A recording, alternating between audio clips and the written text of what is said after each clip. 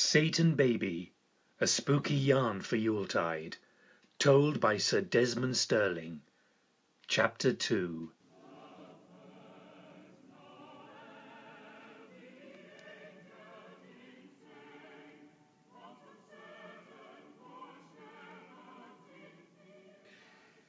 Charles and Simon rushed out into the frosty winter night. Snow was beginning to sprinkle down from the sky. God's dandruff, Simon had once called it, Charles vaguely recalled. A small group of young carol singers were marching up the drive, each clutching a lantern. The tune they sang was familiar, but Charles was shocked by the words. Not the usual beautiful verse celebrating our Saviour's birth, but a twisted, evil libretto about shepherds washing their cocks with shite. Charles was about to berate the carol singers, even administer a sound spanking to a selected boy. But then he looked at their drooling mouths and their blank eyes, and realized they were not in control of themselves. "Look, Uncle!" Simon screamed, unnecessarily hysterically. The darling lad was pointing towards Old Nick's Moob, the lumpy hillock a quarter of a mile away, purported in local legend to be where Lucifer himself had given suckle to the evil witches who infested the county in the olden days. An old barn belonging to the estate sat atop Old Nick's Moob, and it was lit up dazzlingly bright, almost as though it were daylight. Charles shielded his eyes from the glare, trying to see from where the light was emanating. In the sky above the barn was a cluster of stars, but this wasn't a natural cosmic phenomenon, nor was it a sight of breathtaking beauty. For a start, the stars glowed an evil, dirty scarlet, a colour Charles always associated with whorehouses in the grimier parts of London's wicked East End. But also, the stars were clustering together to form the shape of a chap's member, drooping sadly downwards, as Charles gathered happened to men who didn't keep themselves virile with exercise and regular consumption of red meat. The celestial Johnson was pointing directly at the barn below. "The gypsy!" Charles exclaimed, recalling the plea for sanctuary from the old crone with the malevolent eyes earlier.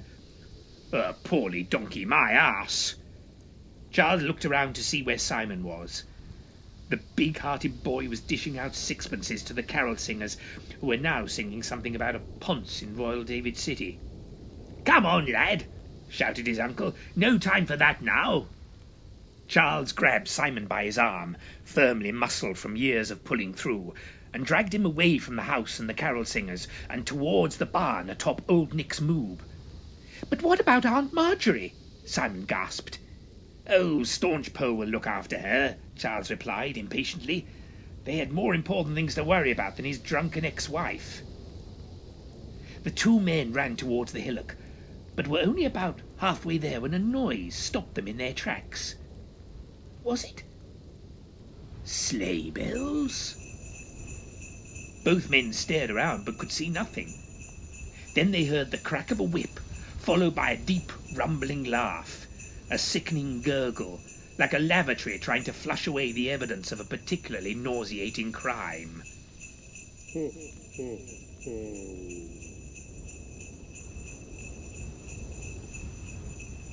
The sound came from above them. It was joined by the noise of hoofbeats and the hoarse snuffling of animals. The sleigh bells got louder too, but not a pretty tinkling noise, more the sound of a barefoot man trampling inside a bucket of broken glass. And from the sky there swooped a sleigh pulled by the most evil-looking creatures Charles had ever seen. Reindeer, but not the endearing chaps seen on most Christmas cards. These beasts had fur like slimy black leather, foam-drenched fangs protruding from their cruel mouths, steam erupting from glowing scarlet noses, and their antlers were twisted into the shape of upside-down crucifixes. Manure erupted from their hind ends in a never-ending stream, akin to the oratory from a trade union leader. The stench was unbearable, like being in a poor person's house. The sleigh dive-bombed our heroes, only narrowly missing their heads. They both fell to the ground as heavy presents landed all around them and exploded, accompanied by fetid reindeer droppings. Ho, ho, ho, came the mournful, hollow laughter. Charles thought it the most dismal noise he had ever heard. He caught his first glimpse of the pilot of the sleigh. Father Christmas! But not the lovable, fat, bewhiskered present-giver of legend. No, this creature was a pop-eyed, sozzle-nosed, whiskey-breathed, puce-complexioned mockery, like a drunken actor pretending to be a Father Christmas in a department store. On Oxford Street, probably. Come, Himmler and bastard, noncer and poncer, Ackley, vomit, stupid and bitch, shouted the bearded, red-cloaked monstrosity, his rancid halitosis eye-watering even from above.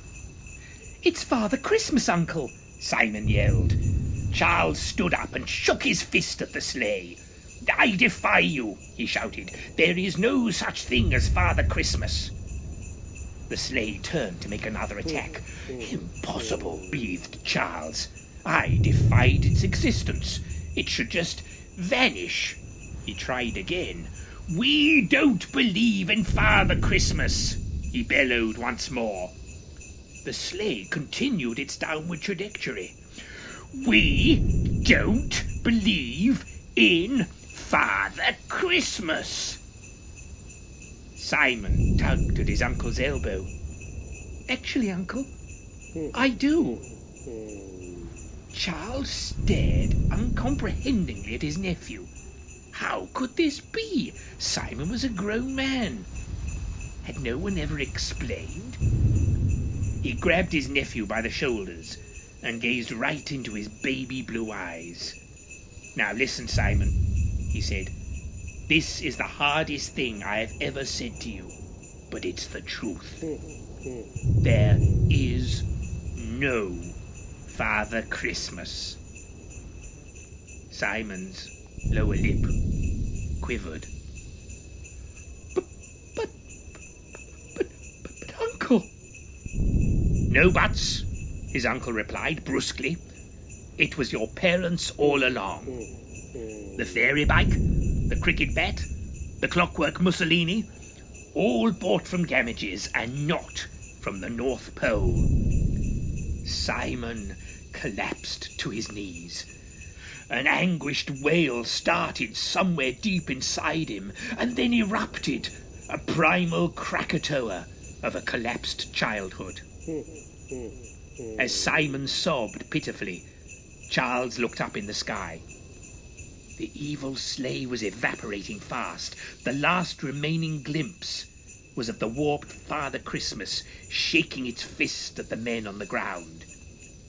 Then with a final rattle of the sleigh bells, it popped out of existence. All was calm. All was bright. Charles hauled Simon back up onto his knees. Sorry, lad, but you had to find out sometime.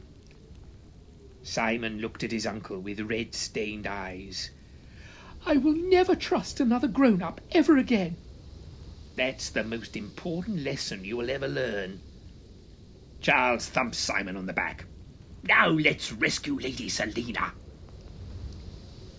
Cautiously, the two brave Englishmen approached the barn. Charles didn't believe the Satanic Santa was the only protection which had been conjured by whoever was responsible for this. He kept a watchful eye out for elements, spells, and goat-footed dwarves. The brightness from the obscene stars above the barn became dazzling, and both men had to shield their eyes. Charles shivered, but he didn't know if it was from anticipation or the cold.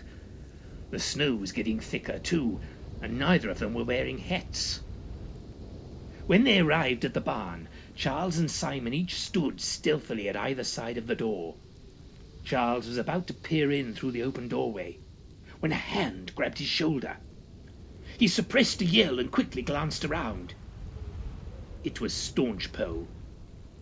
Staunchpole, you blasted idiot! You nearly made me give away my presents." "Sorry, sir," Staunchpole whispered, "but Lady Marjorie has disappeared." "You were supposed to be keeping an eye on her," Charles admonished his man. "I was, sir," responded his shamefaced menial, "but she seemed to be as befuddled as a newt, so I thought it would be all right to leave her on the sofa and get on with the stuffing for tomorrow." Said Charles, not entirely mollified.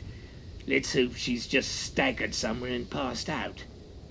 Now you're here, Staunchpole, you can be useful. Come on." The three men peered silently into the barn. It was an old brick building, thatched, once shelter for the sheep which dotted the surrounding land, until Charles sold them to a local butcher. The sight that greeted the men as they stared inside the building filled them with astonishment and revulsion. Lady Selina lay flat on her back on several bales of hay, gagged but unconscious, her knees brutally exposed to the elements.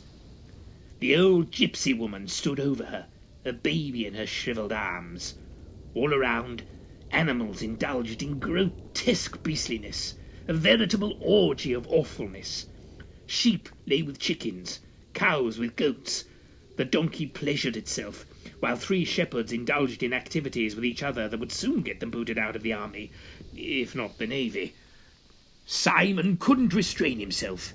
He marched into the barn and in a loud voice demanded, "Release Lady Selina at once, old crone!" "Bally idiot!" hissed Charles.